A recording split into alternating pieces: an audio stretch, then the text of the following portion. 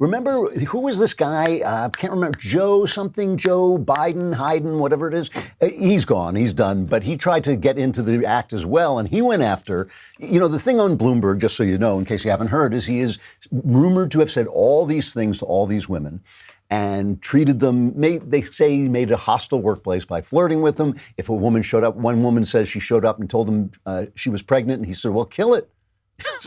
So this is just not a guy who made a lot of friends, but he made them all sign these non-disclosure agreements, right?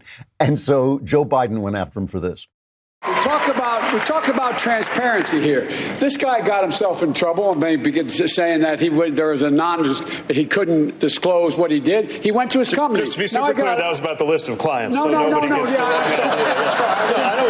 No, you're right. But he went to the company and said, I want to be released. I want to be able to do it. Look, this is about transparency from the very beginning, whether it's your health record, whether it's your taxes, whether you have cases against you, whether or not people have signed non-disclosure agreements. You think that women, in fact, were ready to say, I don't want anybody to know about what you did to me? That's not how it works. The way it works is they say, look, this is what you did to me. And the mayor comes along and his attorney say, I will give you this amount of money if you promise you'll never say anything. That's how it works. Mayor Bloomberg, final word to you. I said we're not going to get to end these agreements because they were made consensually. You're a lying dog-faced pony soldier. A consensual NDA. I told her to shut up, and she consented. It's like not good for Mike Bloomberg.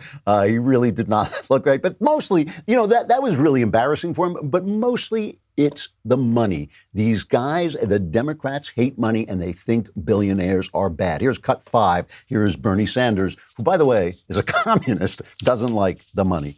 We have a grotesque and immoral distribution of wealth and income. Mike Bloomberg owns more wealth than the bottom 125 million Americans. That's wrong. That's immoral. That should not be the case when we got 500,000 people sleeping out on the streets, when we have kids who cannot afford to go to college, when we have 45 million people dealing with student debt.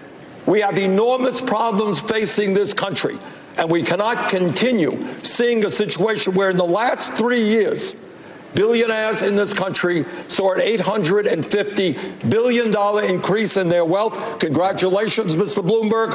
But the average American last year saw less than a 1% increase in his or her income. That's wrong. Mayor Bloomberg, should you exist? I can't speak for all billionaires. All I know is I've been very lucky. Very lucky.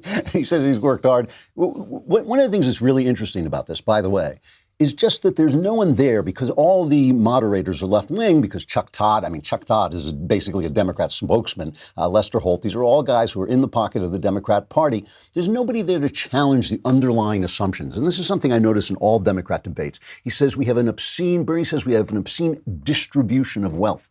Who does he think distributes the wealth?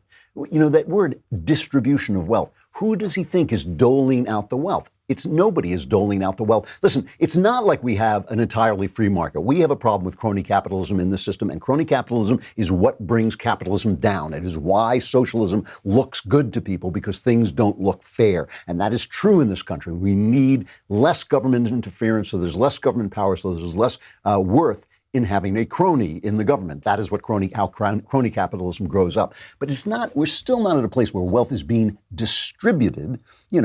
People do things that make them rich. And if you're going to be envious of that, then you're going to be envious, then you're not going to be thinking about what you can do to get a little more for yourself. So you have enough money. However, Mike did make a little bit of a strike back here. This is cut number 3 when he went after Bernie. What a wonderful country we have. The best-known socialist in the country happens to be a millionaire with 3 houses. What did I miss here? Well, you'll miss that I work in Washington, House 1. That's the first problem. Live in Burlington, House 2. That's good. And like thousands of other Vermonters, I do have a summer camp. Forgive me for that. Where is your home? Which tax haven do you have your home? New York City, thank you very much. And I pay all my taxes. And I'm happy to do it because I get something for it. And let me say, I thought the senator next to me was half right. I agree we should raise taxes on the... No. disagree with the senator on the wealth tax, but I do agree with her that the rich aren't paying their fair share. We should raise taxes on the rich. I did that as mayor in New York City. I raised taxes, and if you take a look at my plans, the first thing I would do is try to convince Congress, because they've got to do it. We can't just order it. Money fight.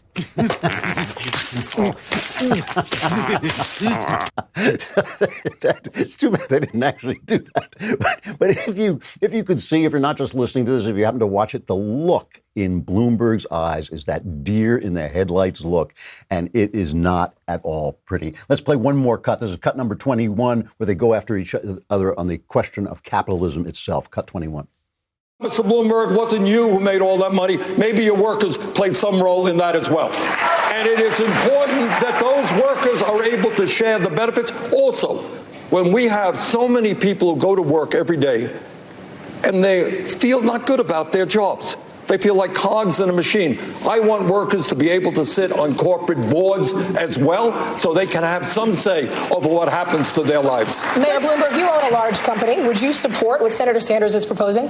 Absolutely not. I can't think of a ways that would make it easier for Donald Trump to get reelected than listening to this conversation. It's ridiculous.